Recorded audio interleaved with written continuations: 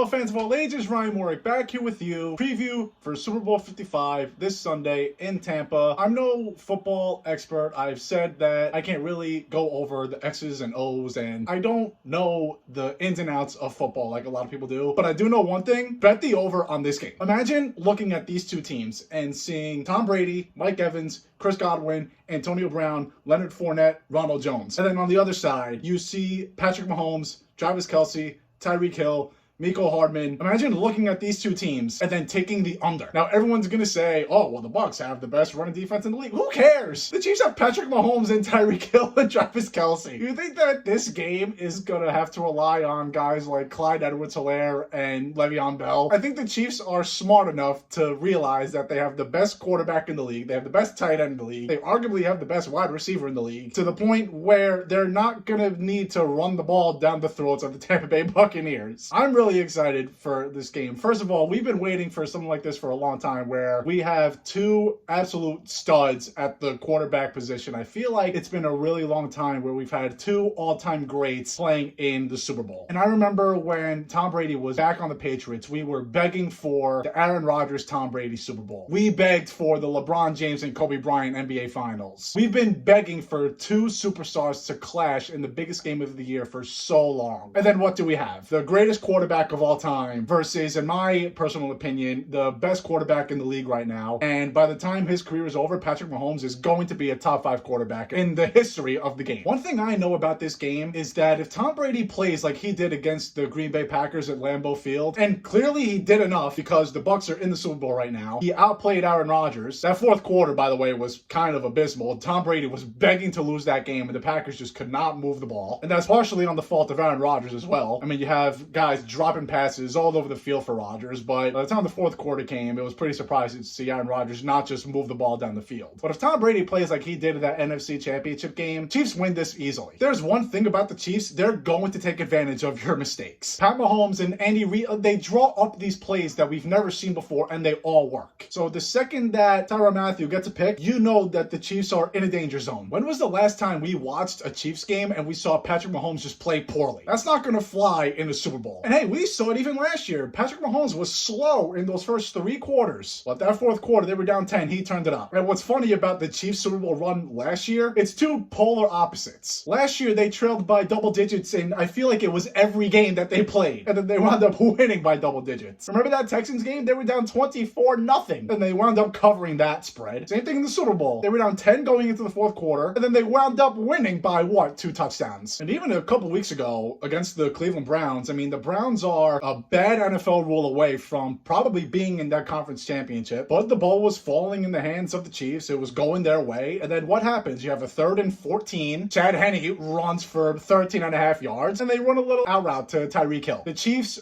have reinvented football, almost. They are by far the most dynamic offense in all of football, just because even though you think you might know what's coming, you don't. I feel like both defenses here are kind of a wash. Obviously, the Bucs' run defense is pretty good, but again, the Chiefs have Pat Mahomes, they have Travis Kelce, they have Tyreek Hill. They don't need to worry about the run game being stopped. Whereas you know that the Bucs are probably going to use Leonard Fournette and Ronald Jones a lot. And honestly, I am expecting a huge game out of Tyreek Hill on Sunday. I don't think he scored once this entire postseason. I feel like Travis Kelce has gotten the bulk of those scores. This is going to be a huge game for Tyreek Hill. I'm already putting in a bet where I'm taking him to score a touchdown. I'm already taking his over in the yards. I'll probably wind up taking his over in catches. I shouldn't say coming out party for Tyreek Hill because we all know what he's capable of, obviously, but I think that this might be one of the best games for Tyreek Hill this entire season. And I think this Buccaneers linebacking core can somewhat stop Travis Kelce also. I shouldn't say stop, but I feel like they can at least contain him. We know that they're going to contain the run, and that linebacking core can somewhat contain Travis Kelce. But then you have Tyreek Hill on the sidelines, I think it's over. I think the most annoying thing about this game is that Tom Brady is considered an underdog. Because here I am, I'm going to be betting on the Chiefs in this game. I don't know if I'm going to take that -3.5. I'll probably buy a point and take them at 2.5. But the Bucs being an underdog with Tom Brady just doesn't make sense to me. No team with Mike Evans and Antonio Brown and Tom Brady should ever be an underdog. They were dogs in Green Bay. I don't remember what the line was when they were in New Orleans, but I mean, come on. New Orleans, they didn't even look like they belonged on that field with Tom Brady and the Bucs. But this is clearly the best team that the Bucs are going against throughout this entire playoffs. The Chiefs are by far the best team in all of football. There's going to be two great offenses going at each other. I'm taking the Chiefs to win this one 34-30, but at the same time, would it surprise me if the Bucs won? Absolutely not. There's a reason why Tom Brady has won. Has he won 6 or 7? I have lost count. It's kind of funny how I'm predicting the Chiefs to win also while I'm wearing this old school Vincent Jackson Bucs jersey. If you're listening to this, you obviously can't see it, but those of you who are watching, yeah, this was some jersey that I bought back in the day, huh? I do think that if the Bucs wind up turning the ball over, if Tom Brady throws at least 2 interceptions, the Chiefs are going to run away with it. I think the Bucs win if they don't turn the ball over. If Tom Brady goes out there and throws for 350 yards and is throwing dots to Mike Evans, which shouldn't surprise anyone again, but we've seen Tom Brady be a little bit shaky on the long ball this year. It's not like he's totally inaccurate, but he has missed a couple of throws here and there on balls that are 20 yards downfield plus. But you know Tom Brady's obviously going to turn it up just a little bit in a Super Bowl. The guy lives there. He's more likely to make a Super Bowl than some quarterbacks are to complete a pass. Think about that. But Andy Reid has solidified himself to become one of the best coaches in even today's game. I think all time is a little bit of a stretch, but it is kind of cool to see Andy Reid, a coach of his age, just totally adapt to the way that football is played now, where it's not necessarily ground and pound, running wins you games. Andy Reid understands that throwing the ball and having a great quarterback is going to win you football games. It's not just about defense wins championships. It's not solidifying the run. It's not selling a play action. Andy Reid knows that he has weapons, and he knows that using those weapons effectively is going to win you a football game. It's that simple. And by the way, if Tom Brady loses on Sunday, it's not going to affect his legacy. It's not going to affect anything between him and Bill Belichick. And even if he wins, it wouldn't affect his legacy or anything with him and Bill Belichick. Obviously, the Patriots did not make the playoffs, and here is Tom Brady once again in the Super Bowl. But you look at what Tom Brady and his surrounding talent is. I've said it 3 times already on this. Evans, Brown, Godwin, Fournette, Ronald Jones, decent O-line. You look at what he had on the Patriots last year, they didn't even win a playoff game last year. So no, we will never have the answer to, was it more Tom Brady or was it more Bill Belichick? We'll never have the answer of who was more responsible. Fact of the matter is, they both needed each other to be successful. Tom Brady needs talent around him to be successful. Plenty of quarterbacks do. There's nothing wrong with saying that about Tom Brady. So please, no matter what happens on Sunday, just leave Tom Brady's legacy to what it is, and that is the greatest quarterback of all time. A win or a loss doesn't change anything. A win doesn't mean that he didn't need Bill Belichick. If he was winning the Super Bowl without Antonio Brown and Mike Evans and these god receivers and these god weapons around him, then yeah, we can have the discussion. But I think anyone with eyes can see that Cam Newton is not Tom Brady. I think anyone with eyes can see that Jacoby Myers is not Mike Evans. It's not time to have that discussion yet. It will never be time to have that discussion. It's fun to argue about, but come on now. But again, my expert advice for this game, just take the over. Don't try to be too smart. It's 56.5 right now. Don't be dumb. Have some fun betting this game. With a game with 2 quarterbacks like this, with 2 offenses like this, why wouldn't you want to see an absolute shootout? Betting the over is always fun. And you look at these 2 teams, I can't imagine them not scoring a lot of points. It's not going to be Chiefs-Rams from that Monday Night Football game a couple of years ago when both teams were almost in the 60s. But I'm taking the Chiefs in this one, 34-30. I think Mahomes goes to win an MVP again. I think Chiefs go back-to-back. Tom Brady, better luck next year. Thank you all for watching. Thank you all for listening. It is not goodbye. It is see you later. So long, and take care, everybody.